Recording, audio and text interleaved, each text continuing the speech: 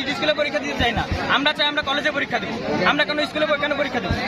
অ্যাম্বুলেন্সে ছেড়ে দিচ্ছি স্যার, এবং দুইটা রোগী তারা তোমাদের দাবিটা তো বলছি জানাইছো। এখন যেহেতু কলেজের একটা শিক্ষা প্রতিষ্ঠান জিডি স্কুলের কাজ করতেছিল, তখন স্যার ওইখানে গেলে আমাদের বিভিন্ন সমস্যা হয়, যাতায়াতের সমস্যা, মেইন সড়কের পাশে না কারণে এটা হয়েছে কমপ্লিট হয়েছে। হ্যাঁ, এটা তো কমপ্লিট। স্যার আমরা ওই স্কুলে পরীক্ষা দিতে চাইনি। আমাদের অনেক স্টুডেন্ট কলেজ ওখানে স্যার তাদের 25 জন স্টুডেন্ট আর আমাদের 2000 স্টুডেন্ট, আমরা কেন ওখানে পরীক্ষা দেবো?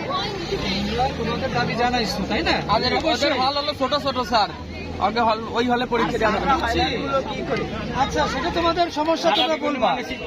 কিন্তু এখন এই যে যারা এই যে যাত্রী অনেকে অসুস্থ, তোমরা আমাদের কথা যদি না শুনো তাহলে তো আবার আরেকটা অন্য এগুলো যারা আছে তাদেরকে অবশ্যই তোমরা করতে পারো, কিন্তু দাবি হয়ে গেছে, ছবি গেছে, সাংবাদিকদের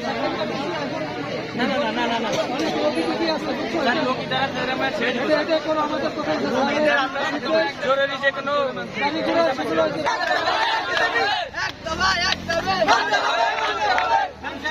বাতিল চাই, বাতিল চাই, বাতিল চাই, বাতিল চাই, খান সাহেব থেকে কেন্দ্র বাতিল চাই, বাতিল চাই, বাতিল চাই, বাতিল চাই।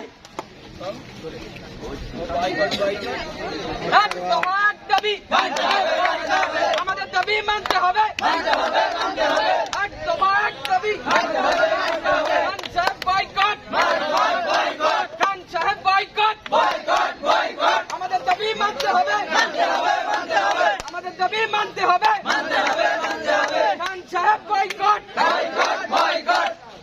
এবার থেকে দাঁড়া সবাই, ওই খান সাহেবের স্কুলে পরীক্ষা দিয়ে আমরা সন্তুষ্ট না।